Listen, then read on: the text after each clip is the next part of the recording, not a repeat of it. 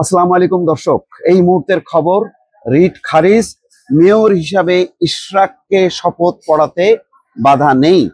তার মানে ইশরাককে শপথ নিতে হবে, এটি হচ্ছে হাইকোর্টের আদেশ।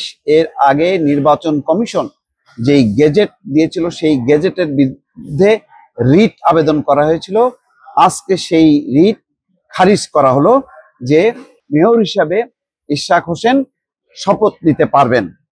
দর্শক বুঝতেই পারছেন, এটি শুধু হাইকোর্টের আদেশ না, এটি এক ধরনের রাজনৈতিক একটি সিদ্ধান্ত হয়ে গেল, এবং যেটি নিয়ে গত এক সপ্তাহের উপর অচল অবস্থা ছিল, নগর ভবনে অচল অবস্থা, এবং সরকারের একটা অংশ সিরিয়াসলি তারা মুভ করছিল যাতে কোনোভাবেই ইশরাক শপথ না নিতে পারে, মেয়র হিসেবে আসতে না পারে। তারা নির্বাচনী ট্রাইব্যুনালের আদেশকে চ্যালেঞ্জ করছে, তারা নির্বাচন কমিশনের গেজেটকে পর্যন্ত উপেক্ষা করে শপথ নিতে দেয়নি অথবা শপথ পড়ায়নি।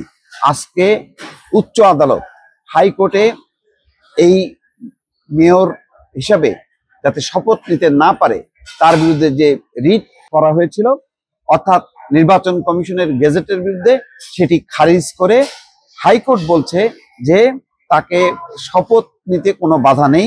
বৃহস্পতিবার বিচারপতি মোহাম্মদ আকরাম হোসেন চৌধুরী এবং বিচারপতি দেবাশিস রায় চৌধুরীর হাইকোর্ট বেঞ্চ এই আদেশ দেন। এই আদেশের ফলে ইশরাক হোসেনকে শপথ দিতে বাধা নেই বলে জানিয়েছেন আইনজীবীরা। দর্শক, বিভিন্ন অনলাইনে এই খবরগুলো আসতে শুরু করেছে। ইতিমধ্যে যমুনার সামনে অবস্থানরত সারা রাত জেগে থাকা নেতা কর্মী এবং সকালবেলা থেকে আসা অসংখ্য নেতা কর্মীর মধ্যে উল্লাস ছড়িয়ে পড়েছে। তারা বিজয় উল্লাস করছে এবং লাগাতার ভাবে যে গত 7 থেকে 8 দিন তারা আন্দোলন করছিল, হাইকোর্টের এই রিট খারিজ করার মধ্য দিয়ে তাদের সেই আন্দোলনের সফলতা এসছে। ফলে একটি উৎসব মুখর পরিবেশ তৈরি হয়েছে গোটা ঢাকা শহরে, এবং উৎসব করছে নগর ভবনের শ্রমিক কর্মচারীরা, স্টাফরা, এবং কাকরাইলে অবস্থান করা বিএনপি নেতা কর্মী, শাহবাগে অবস্থান করা ছাত্র দলের নেতা কর্মী।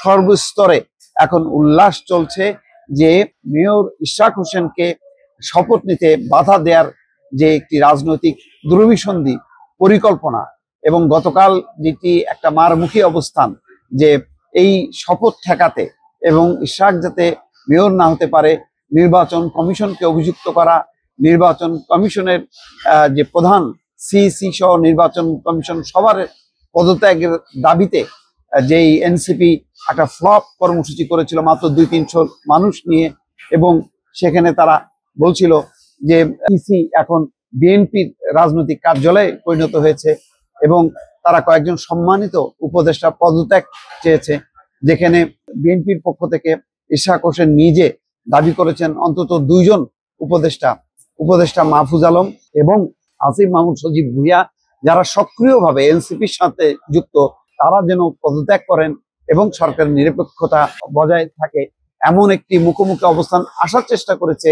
একেবারেই লোকশূন্য বা দুর্বল লোকজন, অল্প কিছু লোকজন নিয়ে বিএনপির মতন একটি প্রধান রাজনৈতিক দলের বিরুদ্ধে দাঁড়ানোর চেষ্টা করেছে।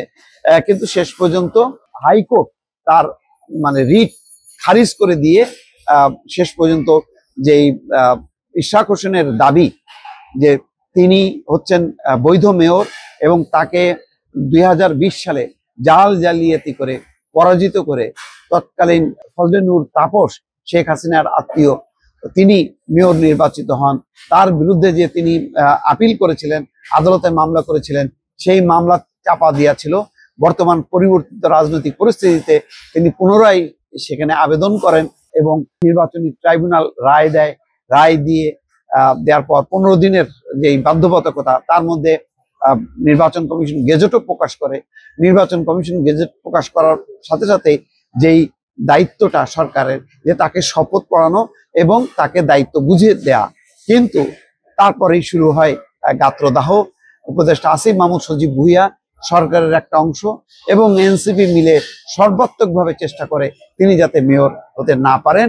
তার বিরুদ্ধে শেষ পর্যন্ত ক্ষোভে ফেটে পড়েন বিএনপি নেতা কর্মী, এবং আস্তে আস্তে সেখানে নগর ভবনের সমস্ত কর্মচারীরা যোগ দেয় সাধারণ মানুষ ঢাকাবাসীর ব্যানারে ধারাবাহিকভাবে আন্দোলন কর্মসূচি চলতে থাকে। এবং কালকে আপনারা জানেন যে সারা রাত যমুনার সামনে তারা অবস্থান নিয়েছে এবং তারা বলেছে রিটের আদেশ, হাইকোর্টের আদেশ না হওয়া পর্যন্ত তারা অবস্থান করবেন রাজপথে।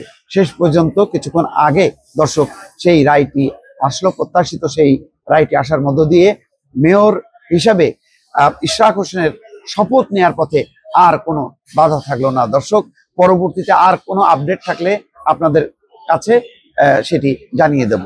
ভালো থাকবেন, আল্লাহ হাফেজ।